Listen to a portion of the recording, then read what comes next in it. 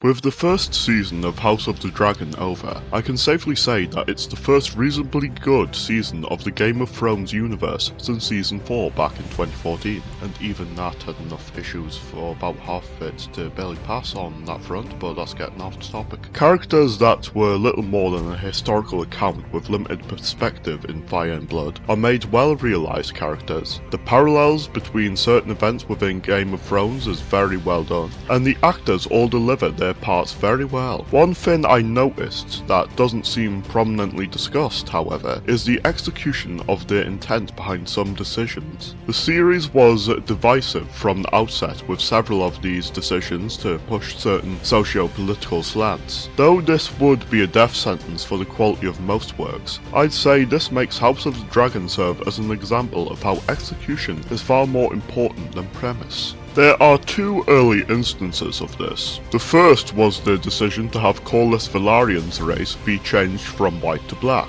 This is obviously a forced decision on the part of casting, but it's one that manages to avoid common failings of such a decision. We can compare it to the same change happening with Saldor San in Game of Thrones, with neither necessarily removing or contradicting anything important to their character, and viewers aware of the world's geography can naturally assume both had ancestors from the Summer Isles, which fits with the adventurous background of each. It doesn't clash with the medieval aesthetic either, with there being some level of African presence in mainland Europe during the Middle Ages, not to the extent of a certain movement rhyming with "see cuz tans" might try to say, but still there. Particularly in the Mediterranean in former Roman and later Islamic provinces. It's not like with something such as the Rings of Power, which attempts to place those of African backgrounds in a setting specifically designed as a mythology for England, rooted in Celtic, Saxon and Scandinavian history, with this forced diversity in the northern parts of Middle-earth and monster races such as dwarves going directly against the world building that was such an important aspect for Tolkien and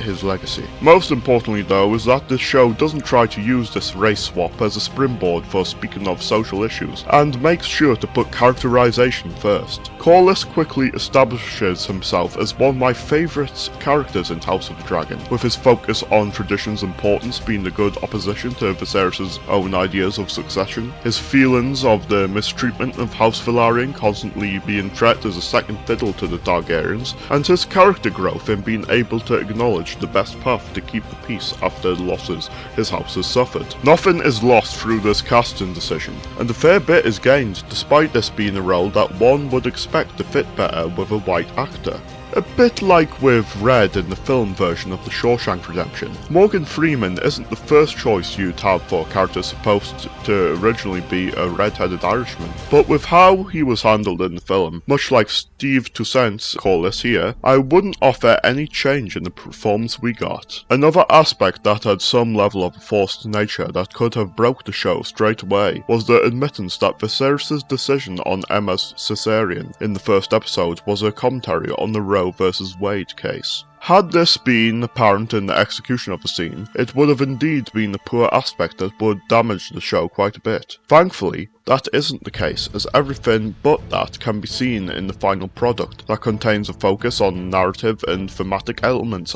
to the plot point as opposed to political commentary. From the intercutting of Daemon's tourney performance to cement the idea that childbirth is a woman's battlefield, to the tragedy in Viserys' decision being a complete loss from his obsession with having a son over all, making him pay the price, as well as a later decision of Daemon highlighting the difference between two brothers. What could have been a terrible display of political propaganda was saved through excellent direction, acting and writing. This is the reason why modern shows with similar desires to have an idea revolve around some non-fictional political case tend to fail in attaining the praise from those desiring objective quality, whereas House of the Dragon doesn't. No matter what your intent with work, the execution must place the writing behind it first, with coherent plot points, characters and thematic exploration. A more prevalent idea through the series, explored far more constantly though, would be the role of women in the story.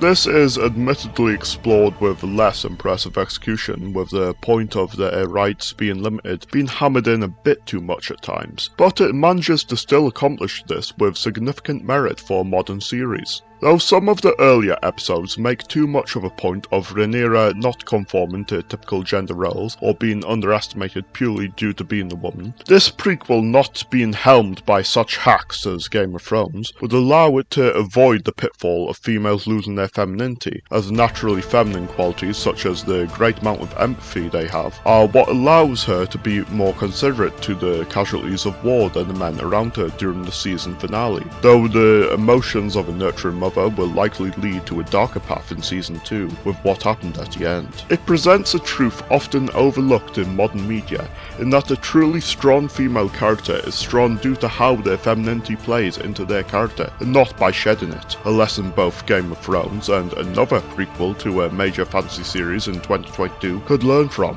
Similar matters of the female characters embracing their femininity and using it to their advantage are present with such characters as Alicent, placing her children above all, while also finding subtle ways in which to use her power and be a major player herself, of which will make her a tragic character as the story progresses with what book readers know of her history. As I alluded to before, it's both ironic and a pleasant surprise that this prequel to Game of Thrones manages to succeed in all the areas that a bastardized prequel to The Lord of the Rings fails in. Just goes to show what can be accomplished when one project is helmed by people that respect and wish to naturally expand upon the source material, and the other is propaganda brought about by ideologues usurping and corrupting the legacy that would oppose everything they wish to represent. This will conclude the video, as my desire here is less so an in-depth analysis and more so to point out an element of House of the Dragon's quality not talked of often. Here's hoping the following season or seasons manage to be even better with George R.R. Martin's involvement, even if him getting around to completing the Winds of Winter would be better.